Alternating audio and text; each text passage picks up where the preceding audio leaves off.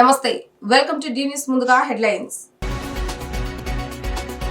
మండల స్థాయిలో బాబు షూటి మోసం గ్యారంటీ రికాలింగ్ చంద్రబాబు మేనిఫెస్టోను గుర్తుకు తెస్తూ రామలింగేశ్వర నగర క్లస్టర్ 17వ డివిజన్ వైఎస్ఆర్సీపీ కార్యాలయం మరియు గుణద క్లస్టర్ ఎన్టీఆర్ జిల్లా వైసీపీ కార్యాలయంలో విస్తృత స్థాయి సమావేశం.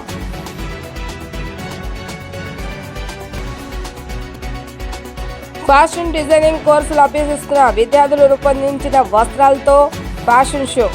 ప్రముఖ మోడల్స్ వస్త్రాలు ధరించి ర్యాంప్ వాక్. డిజైనర్లకు అవార్డులను అందజేస్తున్న జేడీ డిజైన్.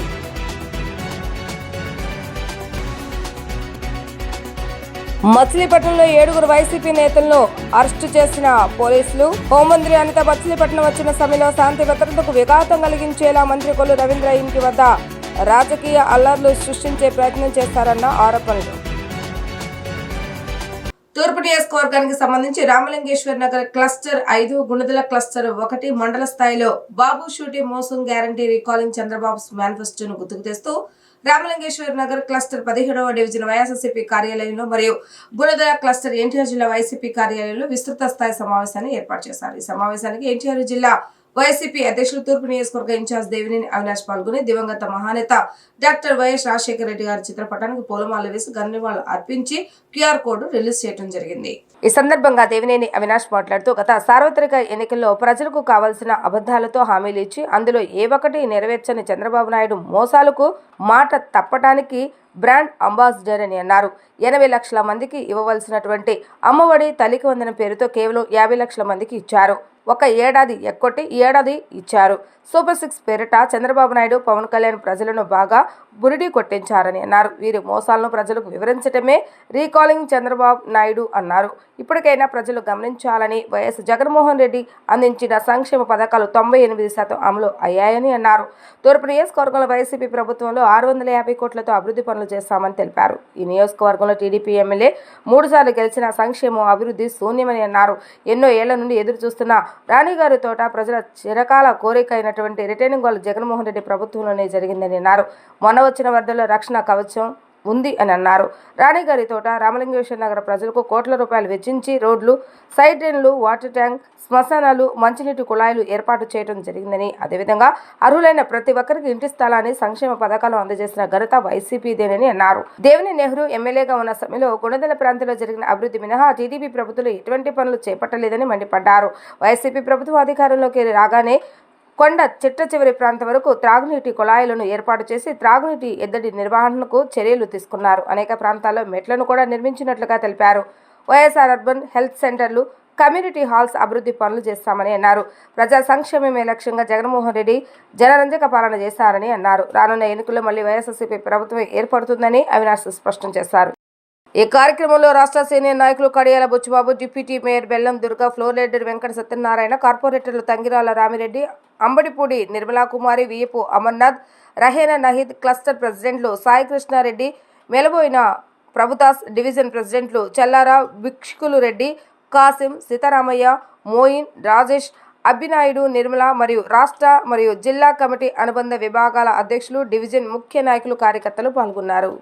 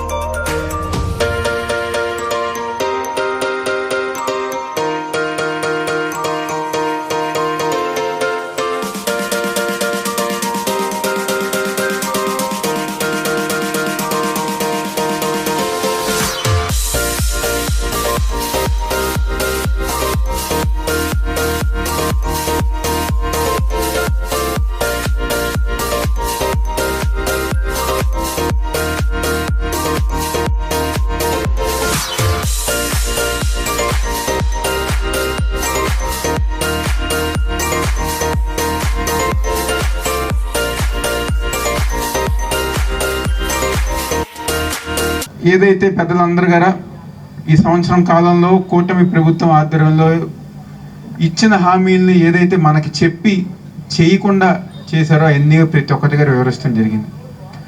అదేవిధంగా జగన్మోహన్ రెడ్డి గారు చేసిన కార్యక్రమాలు ఈరోజు ఎవరైనా విజయవాడ నగరంలో కానివ్వండి, రాష్ట్రంలో కానివ్వండి, మరీ ముఖ్యంగా మన రాణి గారి తోట ప్రాంతంలో కానివ్వండి, ఎవరైనా జగన్మోహన్ రెడ్డి గారి గొప్పతనం గురించి అడిగినా లేకపోతే ఎవరైనా మనం ప్రశ్నించినా ఒకే ఒకటి వాళ్ళకి మనం ఏం చెప్పక్కర్లా, రిటైనింగ్ వాళ్ళు చూపించండి చాలు, ఇంక అంతకన్నా ఇంకేం అక్కర్లేదు. అది పోయిన సంవత్సరం ఇదే టైంలో వరదలు వచ్చి నిజంగా నాకు చాలామంది అన్నారు పెద్దలు, నిజంగా ఆ రోజు ఆ రిటైనింగ్ వాల్ కనుక లేకపోతే కృష్ణలంక లేకపోతే రాణిగారి తోట అనే ప్రాంతం ఇదివరకు ఉండేదని చెప్పని చదువుకునే వాళ్ళు. కానీ జగన్మోహన్ రెడ్డి గారు ఒక ముందు చూపుతో ఆ రిటైనింగ్ వాల్ కట్టి 12 లక్షలు 15 లక్షల క్యూసెక్లు నీరు వచ్చినా ఈరోజు ఒక్క నీరు చొక్క ఇందాక రామిరెడ్డి గారు చెప్పారు, అటుపక్క సింగనగర్ కానివ్వండి, లేకపోతే గుణదల ప్రాంతం కానివ్వండి, అటుపక్క 1 టౌన్ కానివ్వండి, మొత్తం అన్నీ మునిగిపోయింది. అసలు రిటైనింగ్ వాల్ కనుక లేకపోతే ఈ ప్రాంతం నుంచి బెంచ్ సర్కిల్ దాకా వచ్చేసి, కానీ ఒక్క చుక్క నీరైనా మన వైపు రాకుండా రిటైనింగ్ వాల్ ఆపిందంటే ఆ రిటైనింగ్ వాల్ కట్టిన దమ్మున్న మనగాడు మన నాయకుడు వైఎస్ జగన్మోహన్ రెడ్డి గారిని. ప్రజల్ని మబ్బు పెట్టారు. ఆ మబ్బు పైకంలో ప్రజలు కొంత ఆలోచనలో పడి ఏదో చంద్రబాబు నాయుడు జగన్ ఇన్నిస్తే ఆయన ఇంకా 70 పథకాలు ఇస్తాడో అని చెప్పి ఆలోచనతో వెళ్ళిపోయారు జనం. ఈ రోజున ఒక్క పథకం కూడా ఒకే ఒకటి ఇచ్చాడు, అది కూడా సంవత్సరం తర్వాత ఇచ్చాడు. ఇప్పుడు ఉచిత బస్సు అంటాడు, రేపు ఆగస్టు 15 అంటాడు, అది కూడానంట ఎక్కడో ఆయన చెప్తే ఇస్తాడంట. అసలు బీసీలకు ఏమయ్యారు? తెలుగుదేశం పార్టీ అంటేనే బీసీలు మాకు అండగా ఉంటుంది, మేము తెలుగుదేశం పార్టీకి బీసీలే అన్న చంద్రబాబు నాయుడు బీసీలకు బీసీ మహిళకి 18,700 రూపాయలు మేము ఇస్తుంటే దాన్ని కట్ చేశాడు. ఆయన బీసీ నాయకుడు, బీసీలు అంటే ఆ పార్టీ మీద మక్కువగా ఉందంట. ఎంత దారుణంగా మాట్లాడతాడంటే అంత దారుణంగా మాట్లాడతాడు. ఆయన మోసపూరితమైన ప్రకటనలు నమ్మొద్దు దయచేసి.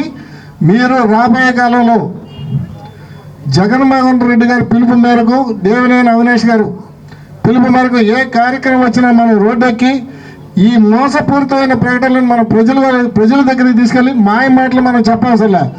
బాబు మోసగాడంటే అంతకంటే పెద్ద మోసగాడు మన ఎమ్మెల్యే అనుకుంటా గద్దె రమ్మన్ గారు. ఎందుకంటే తూర్పు నియోజకవర్గంలో జరిగిన అభివృద్ధి ఈ 175 నియోజకవర్గం ఎక్కడా జరుగుండదు.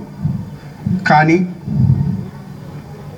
మరి మన దురదృష్టం ప్రజలకు ఏంటో ఈ రోజున ఎవరన్నా ఊహించాం ఒక్కరన్నా కానీ అవినాష్ గారు ఓటమని చెప్పి. 175 నియోజకవర్గంలో ఫస్ట్ గెలిచే సీటే తూర్పు నియోజకవర్గం వైసీపీ అనుకున్నాం. కానీ ఓడిపోయిన ఇక్కడ ఇద్దరిని గమనించాలి. వైఎస్ రాజశేఖర రెడ్డి గారు పేద మధ్య తరగతి వాళ్ళ మీద ఎంత ప్రేమగా ఉంటారో అదే దేవినేని రాజశేఖర నెహ్రూ గారు. ఎందుకంటే మనం ఇచ్చిన హామీలు ఇవ్వాల మనం వాళ్ళకి పొందిన పథకాలు కానీ ఒక భరోసా పత్రం కానీ నిజంగా ఒక ఆస్తి కాగితం ఇచ్చి ఆ రోజు మనం ప్రజలందరి దగ్గరికి వెళ్ళాం. ఈ రోజు కూడా వెళ్ళే ధైర్యం శక్తి ఎవరికైనా ఉందంటే అది కేవలం వైఎస్ఆర్ ప్రభుత్వానికే ఉంది. ఏదైతే ఈరోజు చంద్రబాబు నాయుడు ఏదైతే ఇచ్చారో గత సంవత్సరం పాలనలో ఏ ఒక్క హామీ కూడా నెరవేర్చుకోకుండా నిన్నగాక ఒక ప్రెస్ మీట్లో కూడా అంటున్నారు, ఒక ఇరిగేషన్ ప్రాజెక్ట్ ఓపెనింగ్కి వెళ్ళి నాకు అన్నీ చేయాలన్నాయి డబ్బులు ఖాళీ అంటే గత ఎలక్షన్స్ ముందు ఏం తెలియదా? మరి అంత సీనియర్స్ మరి చంద్రబాబు నాయుడు గారు అనుకుంటారు కదా ముఖ్యమంత్రిగా నేను ఇన్నిసార్లు చేశానని. మరి ఏమాత్రం మళ్ళీ ఒక ఎన్డీఏ న్యూస్ ఛానల్లో కూడా ప్రెస్ మీట్ ఇంటర్వ్యూ ఇచ్చారు, మేము అన్నీ తెలుసుకునే ఈ హామీలు ఇస్తున్నాం, ఏమాత్రం మీరు హామీలు నెరవేర్చకపోతే చొక్కా పట్టుకోండి అని. మరి ఈ రోజు ఎందుకు ఖజానా ఖాళీ ఉందని అంటే యాక్షన్. ఎన్నో రోజుల నుంచి ఉన్న భవానీపురం గజం 2 లక్షలు ఉంటే భవానీపురం నడుములో నీళ్ళు వచ్చినాయి. సెంట్రల్ నియోజకవర్గంలో గజం 2 లక్షలు ఉంటే నీళ్ళు వచ్చినాయి. దాదాపుగా సెంట్రల్ నియోజకవర్గంలో కొన్ని 100 వర్క్షాపులు కానీ కొన్ని 1000 ఇళ్ళు కానీ మునిగిపోయినాయి. కానీ రాణి గారితో కృష్ణలంక రామలింగేశ్వరరావు, జగనన్న, అవినాష్ గారి పుణ్యమే మనందరికి కూడా. లేదంటే అర్ధరాత్రి మునిగిపోయాం మనం కూడా. కాబట్టి ఇలా నాయకుడు మనకు అవసరం, మనకు తోడుకుండే నాయకుడు మనకు అవసరం. రేపు జరగబోయే ఎలక్షన్లో మళ్ళీ ఎందుకు చెప్తున్నామంటే అవినాష్ గారికి మంచి మెజార్టీతో మనందరం గెలిపించాలి. ఈ షూరిటీ బాబు మోసం గ్యారంటీ. ప్రతి ఒక్కళ్ళం కూడా ప్రజల దగ్గరికి వెళ్ళి మీకు బాండ్ ఇచ్చారు, ఈ బాండ్ ఒకసారి చూడండి, మీకు ఇన్ని పథకాలు వచ్చినాయి, ఆ బాండ్ ప్రకారం రాలేదా? నాకు తెలిసినంత వరకు మున్సిపాలిటీ వాళ్లకు 18,000 జీతం వస్తుందని వాళ్ళకి అమ్మి కూడా ఆపేశాడు, పింఛన్లు ఆపేశారు.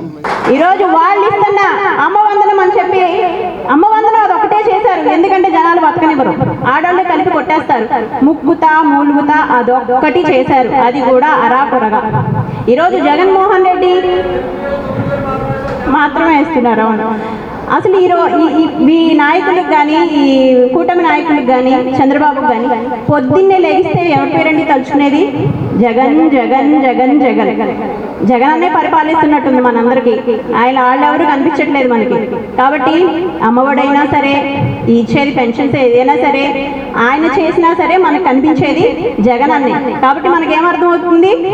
ఈసారి ఎవరు వచ్చినా సరే కాదు, జగన్ అన్న తర్వాత ఎవరు వచ్చినా సరే జగన్ అన్నని ఫాలో అవ్వాల్సిందే, కానీ వేరే మార్గం లేదు. చచ్చినట్టు జగన్ అన్న ఏం చేశాడో అవన్నీ చేయాలి, లేకపోతే జనాలు పడతారు. ఫ్యాషన్ డిజైనింగ్ కోర్సులు అభ్యసిస్తున్న విద్యార్థులు రూపొందించిన వస్త్రాలతో నిర్వహించిన ఫ్యాషన్ షో ఆకట్టుకుంది. జేడీ ఇన్స్టిట్యూట్ ఆఫ్ ఫ్యాషన్ టెక్నాలజీలో డిగ్రీ, డిప్లొమా కోర్సులు చదువుతున్న విద్యార్థులు తమ సృజనాత్మక నైపుణ్యాలతో వివిధ థీమ్లతో వస్త్రాలను డిజైన్ చేశారు. ప్రముఖ మోడల్స్ ఆ వస్త్రాలను ధరించి ర్యాంప్ వాక్ చేశారు. ఉత్తమ డిజైన్లకు జేడీ డిజైన్ అవార్డ్స్ అందజేశారు.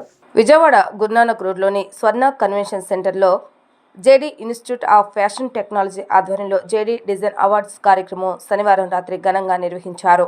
ప్రతి ఏడాది నిర్వహించే ఈ వేడుకల్లో ఫ్యాషన్ రంగంలో కొత్త టాలెంట్ను ప్రోత్సహించడమే లక్ష్యంగా నిర్వహిస్తున్నట్లుగా నిర్వాహకులు తెలిపారు. ఈ సందర్భంగా ఏర్పాటు చేసిన ఫ్యాషన్ షోలో డిగ్రీ, డిప్లొమా కోర్సులు చదువుతున్న విద్యార్థులు విభిన్నమైనటువంటి డిజైన్స్తో రూపొందించిన వస్త్రాలను ధరించి మోడల్స్ క్యాట్వాక్ చేశారు. ఈ కార్యక్రమంలో మొత్తం 18 మంది విద్యార్థులు రూపొందించిన కలెక్షన్స్ను ప్రదర్శనకు వచ్చినట్లుగా నిర్వాహకులు రమాదేవి తెలిపారు. ప్రతిభను ప్రదర్శించేందుకు ఇలాంటి కార్యక్రమాలు ఎంతో ఉపయోగపడతాయని ఆమె అభిప్రాయపడ్డారు. విద్యార్థుల సృజనాత్మకత, నైపుణ్యాలను ప్రదర్శించేందుకు ఇది ఒక గొప్ప వేదికగా నిలుస్తుందని అన్నారు. కార్యక్రమంలో JD institute managing trustee Nilesh Dalal, Vijayawada centre director Giri వెంకటేష్లు పాల్గొన్నారు. ఫ్యాషన్ రంగానికి చెందిన పలువురు ప్రముఖులు కూడా ఈ కార్యక్రమానికి హాజరై విద్యార్థులను అభినందించారు. యువతలో సృజనాత్మకతను పెంపొందించేలా ఇలాంటి ఫ్యాషన్ ఈవెంట్లు ఎంతో ఉపయోగకరమని వారు పేర్కొన్నారు.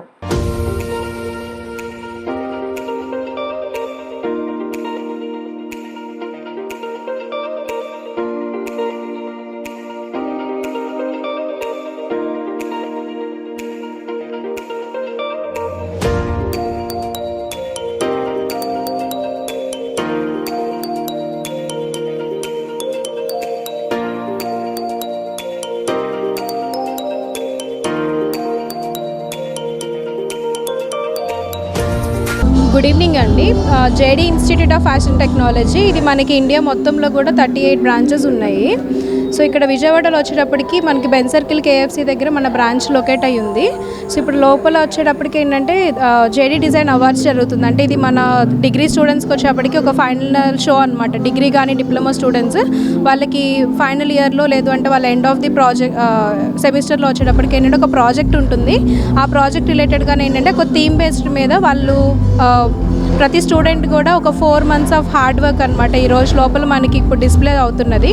సో ఇదేంటంటే మనకి లాస్ట్ 4 years నుంచి కూడా జరుగుతున్నది. సో అదే వేలో ఈ ఇయర్ కూడా జరుగుతుంది. ఆల్మోస్ట్ లైక్ ఏంటంటే ఒక 300 to 400 ఆఫ్ పీపుల్ విజిట్ చేశారు మనకి ఇక్కడ ఈరోజు.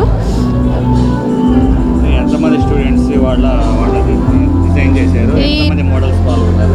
ఈరోజు మనకి వచ్చేటప్పటికి 17 స్టూడెంట్స్ డిజైన్ చేశారండి. ఆల్మోస్ట్ మోడల్స్ వచ్చేప్పటికి 24 members మోడల్స్ వచ్చారు ఫ్రమ్ బెంగళూరు అండ్ హైదరాబాద్ నుంచి. ఆ కలెక్షన్ ఏదైతే ఉందో దాన్ని షోకేస్ చేయడానికి ఇక్కడ డిజైన్ చేసిన కలెక్షన్స్ వాళ్ళకి థీమ్ ఇయర్ వచ్చేటప్పటికి పాజ్ అండి. లైక్ అంటే ఫ్యాషన్లో అంటే ఉన్న దాంట్లో ఏంటంటే ఒక చిన్న అంటే ఒక ప్రాబ్లం తీసుకుని ఆ ప్రాబ్లంకి ఒక చిన్న పాజ్ ఇచ్చి దానికి సొల్యూషన్ అనేది ఎలా ఉంటుంది అనే దాని మీద మనకి ఈరోజు జరుగుతున్న థీమ్ ఎవరు జడ్జ్ చేస్తారు, వాళ్ళకి ఎట్లాగా సర్టిఫికేట్స్? ఇది అవార్డ్ సెరమనీ అండి. అయిపోయిన తర్వాత మనకి చివరిలో అవార్డ్ డిస్ట్రిబ్యూషన్ కూడా ఉంటుంది.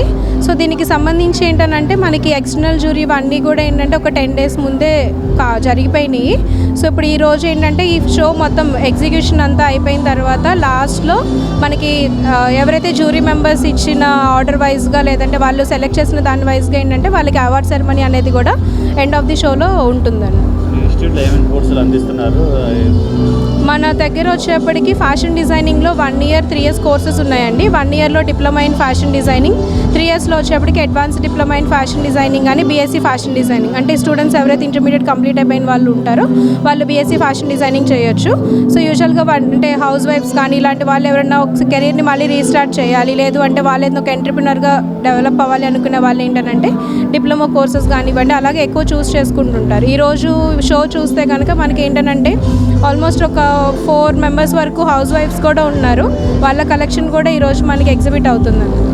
మచిలీపట్నంలో 7 వైసీపీ నేతలు పోలీసులు శుక్రవారం అరెస్టు చేశారు. హోంమంత్రి అనిత మచిలీపట్నం వచ్చిన సమయంలో శాంతి భద్రతలు విఘాతం కలిగించేలా మంత్రి కొల్లు రవీంద్ర ఇంటి సమయంలో రాజకీయ అలర్లు సృష్టించే ప్రయత్నం చేశారన్న ఆరోపణల నేపథ్యంలో 19 మందిపై కేసు నమోదు చేశారు.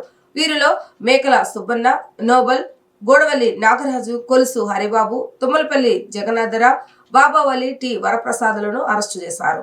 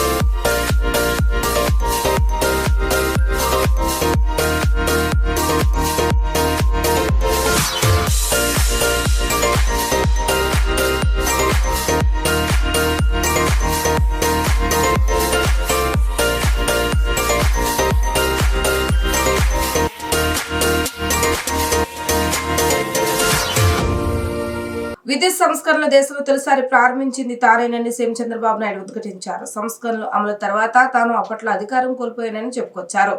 తక్కువ ఖర్చుతో హరిత విద్యుత్ తయారీ స్టోరేజ్ పై దృష్టి సారించామని పేర్కొన్నారు. ఏపీని హైడ్రోజన్ వ్యాలీగా మారాలని నిర్ణయించామని, అందుకు అవసరమైన టెక్నాలజీ మీరు తీసుకురావాలని ఆంధ్రప్రదేశ్ ముఖ్యమంత్రి నారా చంద్రబాబు నాయుడు దిశానిర్దేశం చేశారు. మీ ఆలోచనలు వినటానికి, ఆవిష్కరణల గురించి తెలుసుకోవడానికి ఇక్కడకు వచ్చానని చెప్పుకొచ్చారు. 2 రోజుల పాటు మీరు ఇక్కడ ఉంటారని తెలిపారు. గ్లోబల్ వార్మింగ్ నేపథ్యంలో గ్రీన్ హైడ్రోజన్ ప్రాధాన్యం పెరిగిందని వ్యాఖ్యానించారు. అమరావతి ఎస్ఆర్ఎం యూనివర్సిటీలో జరిగిన గ్రీన్ హైడ్రోజన్ సమ్మిట్ లో ముఖ్యమంత్రి పాల్గొన్నారు. గ్రీన్ హైడ్రోజన్ సమ్మిట్ లో వివిధ కంపెనీల సీఈఓలతో సీఎం చంద్రబాబు సమావేశమయ్యారు. ఈ సదస్సులో గ్రీన్ హైడ్రోజన్ ప్రాధాన్యం, ప్రస్తుతం ఉన్న అవసరాలకు అనుగుణంగా గ్రీన్ హైడ్రోజన్ తో విద్యుత్ ఉత్పత్తికి అన్ని అవకాశాల గురించి సీఎం చర్చించారు. ఈ సదస్సుకు కేంద్ర మంత్రి పెమ్మసాని చంద్రశేఖర్, నీతి ఆయోగ్ సభ్యుడు వికే సారస్వత్, సిఎస్ విజయానంద్, ఇంధన రంగానికి చెందిన వివిధ కంపెనీల ప్రతినిధులు హాజరయ్యారు. ఈ సందర్భంగా సీఎం చంద్రబాబు ప్రసంగించారు. విద్యుత్ సంస్కరణల్ని దేశంలో తొలిసారిగా ప్రారంభించింది నేనే. సంస్కరణలు అమలు చేసిన కారణంగా అప్పట్లో అధికారం కోల్పోయాను. ఎనర్జీ తయారీ ఖర్చును ఎలా తగ్గించాలని ఆలోచిస్తున్నాం. తక్కువ ఖర్చుతో హరిత విద్యుత్ తయారీ స్టోరేజ్ పై దృష్టి సారించాం. విద్యుత్ తయారీ సంస్థలు ఈ విషయంపై పరిశోధన చేయాలి. ఏపీ ఇలాంటి పరిశోధనలు, ఆవిష్కరణలకు కేంద్ర బిందువు కావాలి. కేంద్రం కూడా గ్రీన్ హైడ్రోజన్ కు అధిక ప్రాధాన్యం ఇస్తుంది. 500 గిగావాట్ల హరిత విద్యుత్ తయారు చేయాలని ప్రధానమంత్రి నరేంద్ర మోడీ లక్ష్యంగా నిర్దేశించారు. నీతి ఆయోగ్ కూడా దీనిపై దృష్టి సారించింది. మీ అందరికీ బెస్ట్ ప్లేస్ ఏపీలోనే ఉంది కాబట్టి మీరందరూ ముందుకు రావాలి అని సీఎం చంద్రబాబు సూచించారు. I am very happy to be here second time after I assumed charge. Today, one of the most important subjects SRM is conducting. Really appreciate them. This is Green Hydrogen Summit 2025.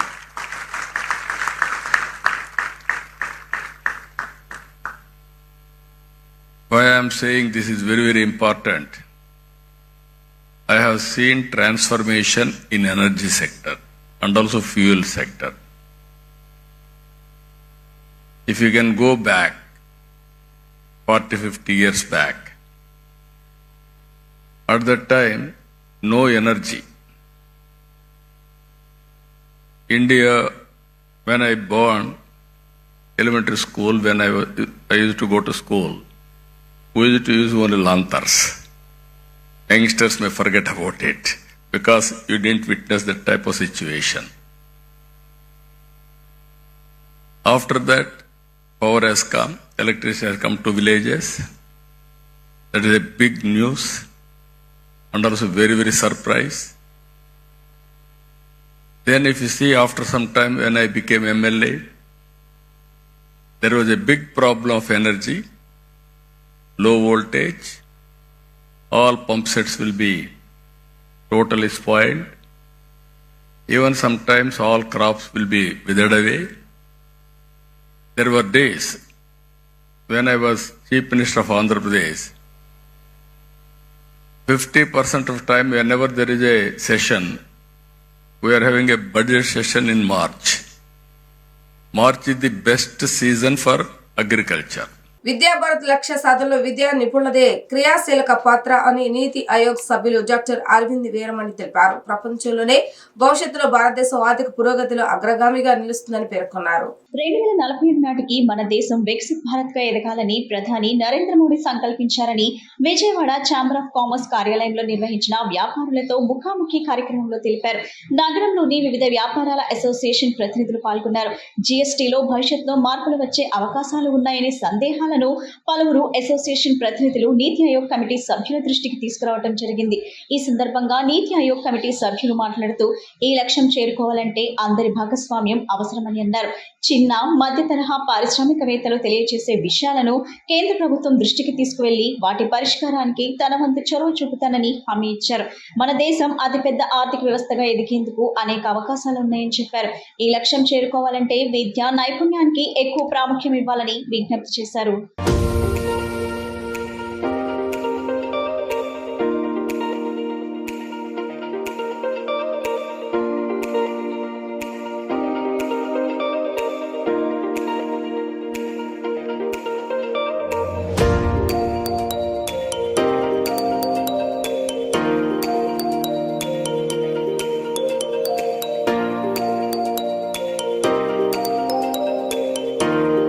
I think the story starts from 2014 when there was a planning commission. We used to have top-down planning.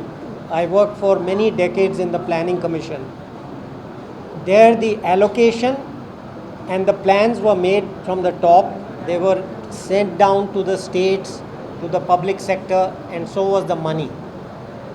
The whole idea of NITI was to reverse that process in a way, which is to have a broad vision, and then the public should be participating in making those vision into reality.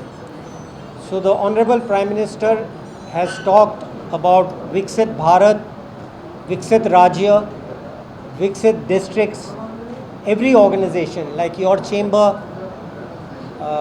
think tanks, other organizations having their own vision of what the future would look like ఈరోజు మన ముఖ్య అతిథిగా అరవింద్ నిర్మాణి గారు మన Vijayawada chamber of commerce ఇండస్ట్రీకి విచ్చేయడం జరిగిందండి. ఇది ముఖ్యంగా ఆర్థిక సలహాదారుగా మన ప్రణాళిక సంఘం మెంబర్గా కూడా ఉన్నారు. వీరి నీతి ఆయోగ్ మెంబర్గా నియమితులు ఇవ్వడం చాలా ఆనందం.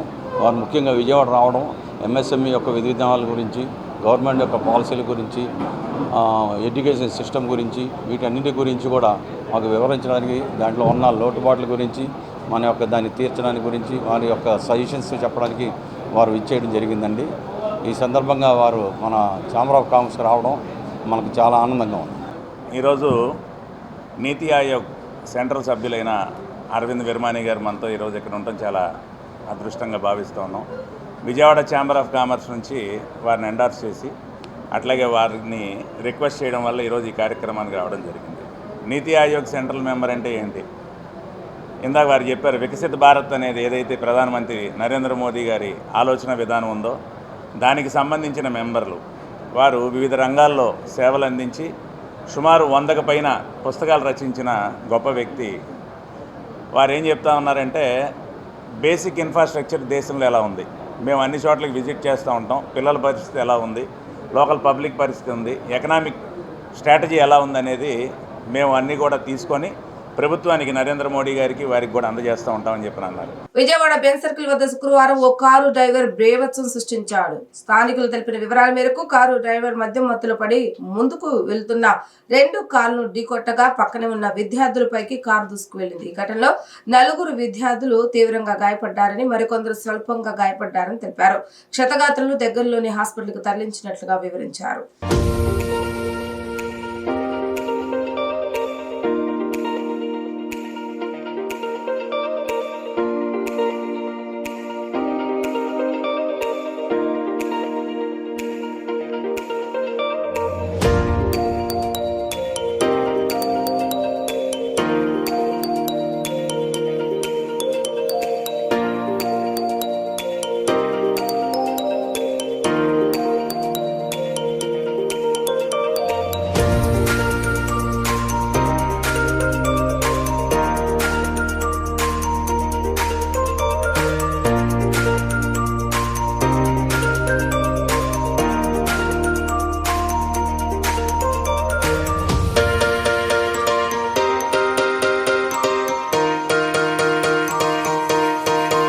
గత వైసీపీ ప్రభుత్వం సంక్షేమ అభివృద్ధి గురించి ఏనాడు పట్టించుకోలేదని విజయవాడ ఎంపీ కేశవ్ శివనాథ్ విమర్శించారు. ఇంటింటికి తిరుగుతున్నామన్న వైసీపీ నేతలు విజయవాడలో కనిపిస్తే తరిమి కొట్టేందుకు ప్రజలు సిద్ధంగా ఉన్నారని అన్నారు. కూటమి ప్రభుత్వం ఏడాది పాలనలోనే ప్రజలకు ఇచ్చిన హామీలను అమలు చేస్తుందని అన్నారు. విజయవాడ పశ్చిమ నియోజకవర్గం భవానీపురం 41వ డివిజన్ లో సుపరిపాలనలో తొలి అడుగు కార్యక్రమంలో భాగంగా ఎంపీ కేశవ్ శివనాథ్ పాల్గొన్నారు. భవానీపురం మసీద్ రోడ్ లో తెలుగుదేశం పార్టీ నాయకులు, కార్యకర్తలతో కలిసి ఆయన ఇంటింటికి వెళ్లి ఏడాది పాలనలో ప్రభుత్వం చేసిన సంక్షేమం, అభివృద్ధి పథకాలు ప్రజలకు వివరించారు.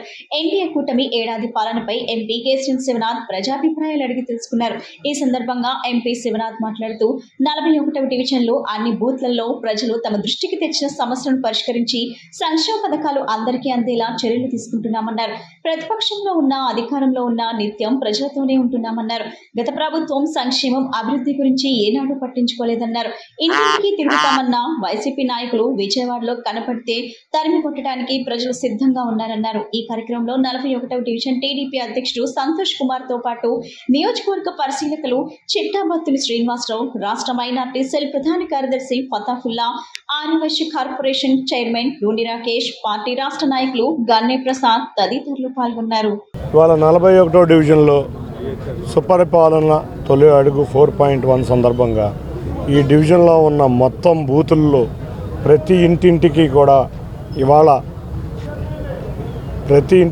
వాళ్ళ కార్యకర్తలు కానీ, నా నాయకులు కానీ అన్ని ఇళ్ళు తిరిగి వాళ్ళ పూర్తిగా సుపరిపాలనకి అన్ని ఇళ్ళకి కూడా వెళ్ళటం, డివిజన్ మొత్తం కూడా మా గౌరవ ముఖ్యమంత్రి నారా చంద్రబాబు నాయుడు గారి ఆదేశాల మేరకు ఎవరికి ఏమేమి సమస్యలు ఉన్నాయో కూడా మొత్తం నోట్ చేసుకుని అంటే మేము ఎన్నో సంక్షేమ కార్యక్రమాలు చేస్తున్నాం. ఈ సంక్షేమ కార్యక్రమాల్లో ఎక్కడో ఒకటి చిన్న పొరపాట్లు ఉండొచ్చు, ఆ పొరపాట్లు సర్దుకుదిద్దుకుని అందరికీ కూడా సంక్షేమ కార్యక్రమాలు ప్రజలందరికీ అందే విధంగా గత నెల రోజుల నుంచి నా అధ్యక్షులు వారు ఆదేశించారు. కానీ నెల రోజుల సమయం కూడా తీసుకోకుండా ఈ డివిజన్ 15 రోజుల్లోనే దాంట్లో 15 రోజుల్లో కూడా పూర్తి సమయం 8 రోజులు కేటాయించారు వీరు. ఈ 8 రోజుల్లోనే ఈ సుపరిపాలన మొత్తం డివిజన్ మొత్తం అయిపోయి ప్రతి ఇంటికి మా కార్యకర్తలకు వెళ్ళినందుకు ఈ డివిజన్ కార్యవర్గ సభ్యులకి సీనియర్ నాయకులకి పేరున ధన్యవాదాలు తెలుపుకుంటున్నాం. మేము అధికారంలో ఉన్నా ప్రతిపక్షంలో ఉన్నా కూడా మేము ప్రతిపక్షంలో ఉన్నప్పుడు ప్రజల సమస్యల మీద పోరాడాం.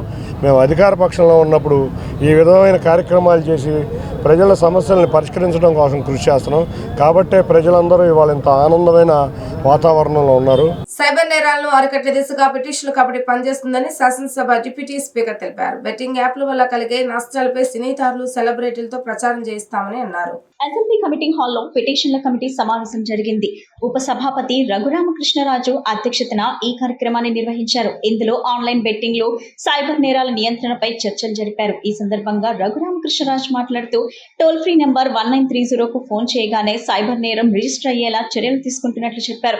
బెట్టింగ్ యాప్ల పైన ఈ నంబర్ కు కాల్ చేయవచ్చున్నారు. ఇది 24 గంటలు సిఐడి పరిధిలో అందుబాటులో ఉంటుందని పేర్కొన్నారు.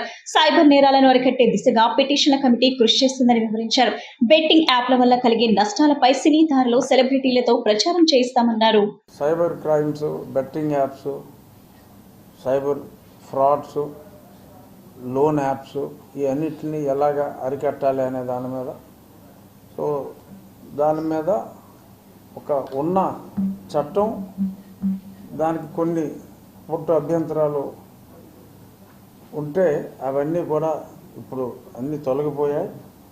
ఆ చట్టాన్ని అమలు చేస్తూ మరింత పదును పెట్టే విధంగా, ఆ చట్టాన్ని మరింత పదును పెట్టే విధంగా అమెండ్మెంట్స్ కూడా సాధ్యమైనంత వరకు రేపు రాబోయే అసెంబ్లీ సమావేశాల్లో ఆ బిల్లు కూడా, అమెండ్మెంట్ బిల్లు కూడా తీసుకుని వచ్చి రాబోయే రోజుల్లో ఒక ఉక్కుపాదం ఈ సైబర్ క్రైమ్స్ మీద మోపాలి అని చెప్పి దానికి హోమ్ సెక్రటరీ గారు అలాగే ఐటీ సెక్రటరీ గారు ఇద్దరితో కూడా కలిసి కూర్చొని ఒక చక్కటి సమన్వయంతో చట్ట రూపకల్పన కోసం ఈరోజు చర్చించడం జరిగింది. ఖచ్చితంగా రాబోయే మా అసెంబ్లీ సమావేశాలు ముగిసేలోపు దానికి చట్టరూపం తీసుకొచ్చే ప్రయత్నంలో ఉన్నాం. దీని వలన ఒక ఎస్టిమేషన్ ప్రకారం కేవలం 4% క్రైమ్స్ రిజిస్టర్ అయితే అందులోనే 960 కోట్ల రూపాయల ఫ్రాడ్ జరిగినట్టుగా తేలింది. ఒక 300 కోట్లు రికవరీ చేయటం జరిగింది. అంటే 4%కి సుమారు మనం 1000 కోట్లు అనుకుంటే, మరి మొత్తం క్రైమ్స్ అన్నీ కూడా రిజిస్టర్ అయితే ఏడాదికి మన రాష్ట్రంలో ఈ సైబర్ క్రైమ్స్ ద్వారా ప్రజలు 25,000 నుంచి 30,000 కోట్ల రూపాయలు కోల్పోతున్నారు. రాష్ట్రంలో యువతకు 20 లక్షల ఉద్యోగాల అవకాశాలు కల్పిస్తామని ఇచ్చిన హామీలను అమలు చేసే విధంగా కూటమి ప్రభుత్వ పాలన సాగుతుందని విజయవాడ ఎంపీ కె శేషనాథ్ తెలిపారు. కేఎస్ఎన్ ఫౌండేషన్, ఆంధ్రప్రదేశ్ రాష్ట్ర నైపుణ్యాభివృద్ధి సంస్థ, ఎన్టీఆర్ వికాస్ ఆధ్వర్యంలో ప్రతి 3 నెలలకు ఒకసారి జిల్లాలోని ఒక నియోజకవర్గంలో జాబ్ మేళా నిర్వహిస్తామని అన్నారు.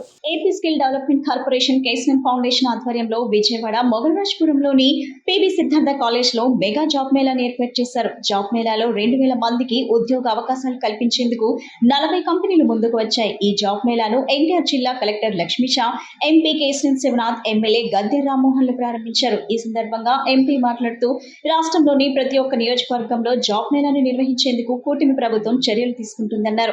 ప్రభుత్వం ఉద్యోగ అవకాశాలే కాకుండా యువతను వ్యాపారవేత్తలుగా కూడా తయారు చేసే దిశగా అడుగులు వేస్తుందన్నారు. సీఎం చంద్రబాబు కుటుంబానికో పారిశ్రామికవేత్తను తయారు చేసే లక్ష్యంతో కృషి చేస్తున్నారని తెలిపారు. యువత ఎంటర్ప్రీనియర్ గా తయారై ఉద్యోగాలు ఇచ్చే స్థాయికి ఎదగాలని ఆకాంక్షించారు.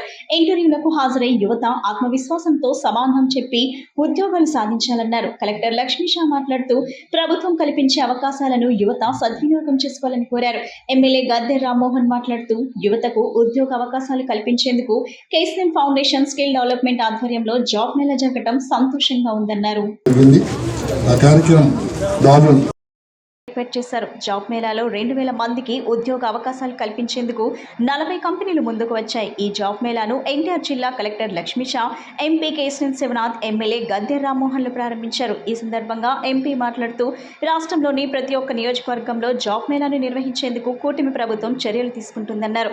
ప్రభుత్వం ఉద్యోగ అవకాశాలే కాకుండా యువతను వ్యాపారవేత్తలుగా కూడా తయారు చేసే దిశగా అడుగులు వేస్తుందన్నారు. సీఎం చంద్రబాబు కుటుంబానికో పారిశ్రామికవేత్తను తయారు చేసే లక్ష్యంతో కృషి చేస్తున్నారని తెలిపారు. యువత ఎంటర్‌ప్రెన్యూర్‌గా తయారై ఉద్యోగాలు ఇచ్చే స్థాయికి ఎదగాలని ఆకాంక్షించారు.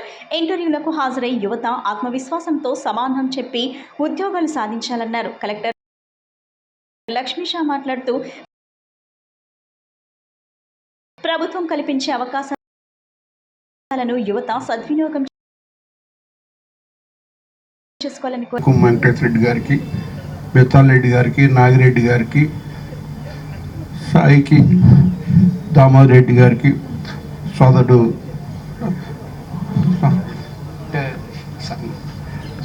చల్లరావు గారికి, బెత్తాలరెడ్డి గారికి, ఇచ్చేసిన అందరికీ నమస్కారం. బాబు షూరిటీ మోసం గ్యారంటీ. ఇందాక సోదరులు వెంకటేష్ రెడ్డి గారు చెప్పినట్టు మనందరికి ప్రత్యేకంగా చెప్పవసరం లేదు. బాబు ఏ విధంగా మోసం చేస్తారనేది మనందరికి తెలుసు. విజయవాడ మున్సిపల్ వెహికల్ డిపో కార్మికుల సమస్యలు కూటమి ప్రభుత్వం తక్షణమే పరిష్కరించాలని వైసీపీ రాష్ట్ర ట్రేడ్ యూనియన్ అధ్యక్షులు పూనూరు గౌతమ్ రెడ్డి అన్నారు. శుక్రవారం విజయవాడ వెహికల్ డిపో వద్ద కార్మికులు చేస్తున్న సమ్మెకు పూనూరు గౌతమ్ రెడ్డి సంఘీభావం తెలిపారు. ఈ సందర్భంగా ఆయన మాట్లాడుతూ జీవో 36 ప్రకారం కనీస వేతనం చెల్లించాలని డిమాండ్ చేశారు. హెల్పర్లు, మెకానిక్లు వారి సమస్యల కోసం గత నెల 25వ తేదీ నుండి సమ్మె చేస్తున్నా ప్రభుత్వం నుంచి ఎటువంటి స్పందన లేదన్నారు. హెల్పర్ కి 21,000, మెకానిక్ కి 24,000 వేతనం ఇవ్వాలని కార్మికులు కోరుతున్నారు.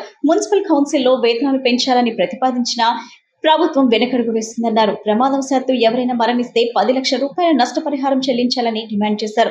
మాజీ ముఖ్యమంత్రి వైఎస్ జగన్మోహన్ రెడ్డి కార్మికులకు 18,000 రూపాయలు ఉన్న వేతనాన్ని 21,000కు పెంచాలని గుర్తు చేశారు. కూటమి ప్రభుత్వం అవుట్ సోర్సింగ్, కాంట్రాక్ట్ పద్ధతిలో పనిచేస్తున్న కార్మికులను పర్మనెంట్ చేయాలని డిమాండ్ చేశారు. ప్రభుత్వం తక్షణమే కళ్ళు తెరిచి కార్మికుల న్యాయమైన కోరికలను నెరవేర్చాలని పేర్కొన్నారు.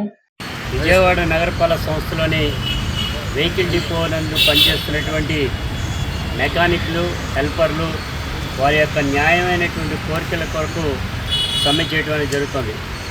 6వ నెల 25వ తారీఖు నుంచి జరుగుతున్నటువంటి సమ్మె, ఈ సమ్మెకి సంబంధించినంత వరకు కూడా ఇంతవరకు కూడా అధికారులు కానీ, కమిషనర్ గారు కానీ ఎవరు కూడా పిలిచి మాట్లాడినటువంటి వైనం లేదు. ఇది ఎందుకు చేస్తున్నారు అనేటువంటి దాన్ని కూడా దాఖలాలేదు. జీవో 36 ప్రకారంగా కనీస వేతనం ఇవ్వాలనేటువంటి డిమాండ్. అదే పద్ధతిలో 24,500 రూపాయలు మెకానిక్ ఇవ్వాలని, 21,000 రూపాయలు హెల్పర్కి ఇవ్వాలని.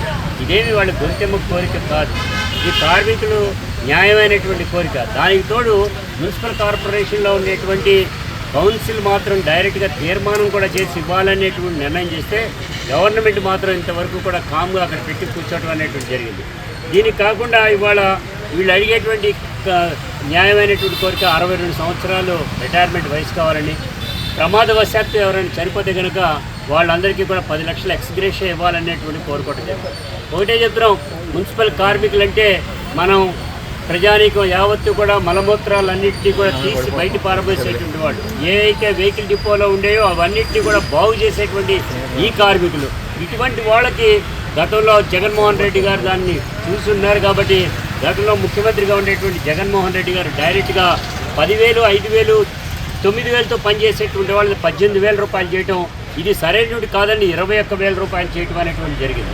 ఈ తరుణంలో ఇవాళ ఉండేటువంటి పరిస్థితిలో ఈ మెకానికల్గా ఉండేటువంటి వాళ్ళందరినీ కూడా, ఇది యాక్చువల్గా నేను స్టాండింగ్ కమిటీ చైర్మన్గా ఉండేటువంటి సమయంలో ఏర్పాటు చేయబడినటువంటి ఈ వెహికల్ డిపో ఆధునీకరణ చేసినటువంటి దాన్ని ఇవాళ వీళ్ళు అడిగేటువంటి దీని అంతటినీ తీసుకెళ్లి ఇంజనీరింగ్ సెక్షన్కి మార్చడం జరిగింది. విజయవాడ నగరానికి స్వచ్ఛత లీగ్ పురస్కారం లభించడం పట్ల TDP floor leader Nilabendla Varaswamy, BJP corporator Bolla Vijay Kumar, Marpilla Rajesh సంతోషాన్ని వ్యక్తం చేశారు. ఢిల్లీలో రాష్ట్రపతి ద్రౌపది ముర్ము ద్వారా అవార్డును అందుకున్న మున్సిపల్ కమిషనర్కు వారు శుభాకాంక్షలు తెలియజేశారు.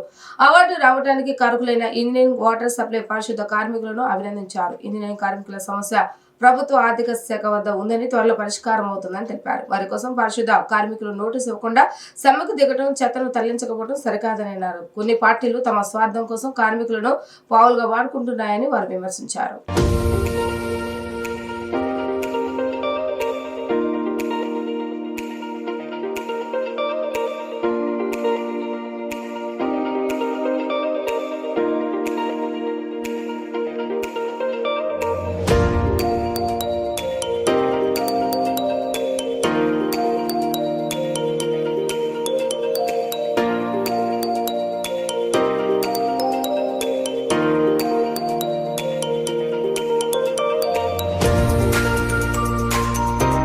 ఈరోజు కూటమి ప్రభుత్వం ఆధ్వర్యంలో విజయవాడ సూపర్ స్వచ్ఛత లీగ్లో మన విజయవాడ నగరం భారతదేశంలో ఒక మంచి స్థానాన్ని స్వచ్ఛతా సర్వేక్షణ సాధించడంలో మరి కూటమి ప్రభుత్వం ఆధ్వర్యంలో విజయవాడ నగరం మరి అత్యుత్తమ స్థానంలో జాయిన్ అయ్యి మంచి అవార్డు గెలుచుకొని మరి కమిషనర్ గారు నిన్నే మంత్రి నారాయణ గారు కమిషనర్ గారు ఢిల్లీలో రాష్ట్రపతి ద్రౌపది ముర్ము చేతుల మీదుగా అవార్డు తీసుకోవడం జరిగింది.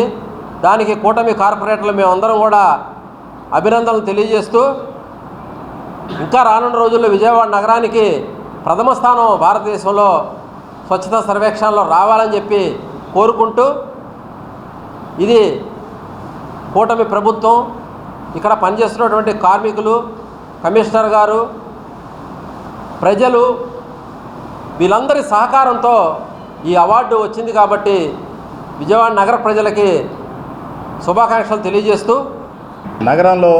విజయవాడ నగరంలో సిఐటియుసి, సిపిఎం కార్మిక సంఘాలు సమ్మె చేయటం వల్ల విజయవాడలో ఉన్నటువంటి నగర ప్రజలందరూ కూడా వాటర్ కానివ్వండి, మంచినీళ్ళు, అలాగే ఏదైతే చెత్త రిమూవ్ చేసేటువంటి కార్మికులు ఉన్నారో శానిటేషన్ సిబ్బంది వీళ్ళందరూ సమ్మె చేయటం వల్ల ప్రజలందరూ కూడా చాలా ఇబ్బంది పడుతున్నారు. ఈ ఇబ్బందిని గమనించి మానవతా దృక్పథంతో కార్మిక సంఘాలు ఎప్పుడు కూడా ఏంటంటే మీ జీవితాలతో ఆడుకుంటాయి తప్ప మీ సమస్యలు తీసేది మాత్రం రాష్ట్ర ప్రభుత్వమే. దయచేసి మీరందరూ కూడా అర్థం చేసుకొని బీజేపీ తరఫున మీ అందరినీ మేము కోరుకుంటున్నాం. ఈ రోజున పారిశుద్ధ కార్మికులు ఎవరైతే మరి నిరసన చేస్తున్నారో వారందరికీ మేమందరం చెప్పేది ఒకటే మనవండి. ఇంత మంచి దీక్షతోటి మీరందరూ విజయవాడని ఒక మంచి నగరంగా నిలబెట్టగలిగారు అంటే కేవలం అది మీ యొక్క పారదర్శకత వల్లే. అలాగే మొన్న జరిగినటువంటి వరదలకు కూడా కానివ్వండి, మీకు మంచి అభిశంసలు వచ్చి మన రాష్ట్రపతి దగ్గర నుంచి, మన సీఎం గారి దగ్గర నుంచి అందరూ కూడా మిమ్మల్నే పొగిడారు, డాక్టర్స్ని, మిమ్మల్ని వరదలప్పుడు. మరి అలాంటి స్థితిలో మీరు ఎంతో సేవ చేసి మీరు ఎంతో మంచి పేరు తెచ్చుకున్నప్పుడు ఇప్పుడు మరి ఇలా ఎందుకు చేస్తున్నారు? నిజంగానే మీరు అడుగుతున్నది చాలా న్యాయమే. మేము మీ తరపున మీకు సపోర్ట్గా ఉంటాము. మీరు ఇతర రాజకీయ పార్టీలు ఎవరైతే కానివ్వండి, లేకపోతే కొంతమంది మిమ్మల్ని ఈ రకంగా తప్పుదోవ పట్టిస్తూ మిమ్మల్ని ఇలా చేస్తున్నందుకు మీరు సపోర్ట్ వారికి ఇవ్వచ్చు, వారి సపోర్ట్ మీ దగ్గర మీరు తీసుకోవడం అనేది కూడా మంచి పని కాదు. అమరావతి ప్రాంతంలోని రాయపూడి వద్ద నిర్మిస్తున్న ఆంధ్రప్రదేశ్ నాన్ రెసిడెన్షియల్ తెలుగు సొసైటీకి సంబంధించి ఫైల్ ఫౌండేషన్ పనులు జరుగుతున్నాయి. మొత్తం 3 దశలుగా నిర్మించనున్నారు. మొదటి దశలో పునాదులు, రెండవ దశలో సూపర్ స్ట్రక్చర్, మూడవ బాహ్య అంతర్గత పనులు జరగనున్నట్లుగా చెప్పారు. ఈ నిర్మాణం 36 అంతస్తులో కోర్ క్యాపిటల్ ఏరియాలో జరుగుతుంది. సుమారు 600 కోట్ల వ్యయంతో నిర్మాణం పూర్తి కానుంది.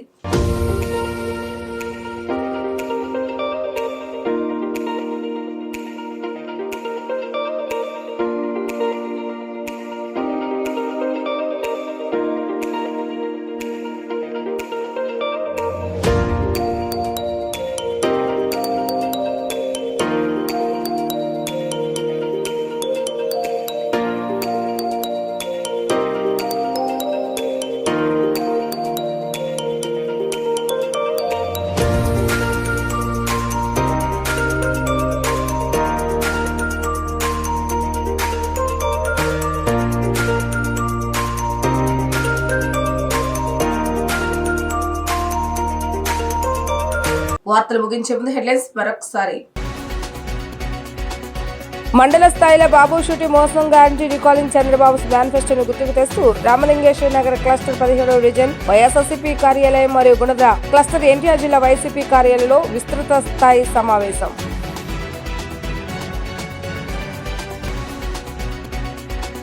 ఫ్యాషన్ డిజైనింగ్ కోర్సులు అభ్యసిస్తున్న విద్యార్థులు రూపొందించిన వస్త్రాలతో ఫ్యాషన్ షో.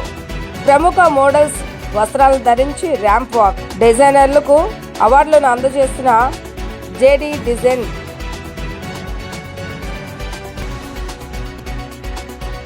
మచిలీపట్నంలో 7 వైసీపీ నేతలను అరెస్టు చేసిన పోలీసులు. హోంమంత్రి అనిత మచిలీపట్నం వచ్చిన సమయంలో శాంతి భద్రతకు విఘాతం కలిగించేలా మంత్రి కొల్లు రవీంద్ర ఇంటి వద్ద రాజకీయ అల్లర్లు సృష్టించే ప్రయత్నం చేస్తారన్న ఆరోపణలు. ఇవి రోజు వార్తా విశేషాలు. మరలా తిరిగి ప్రసారమయ్యే వార్తల్లో మళ్ళీ కలుద్దాం. అందరికీ సెలవు. నమస్కారం.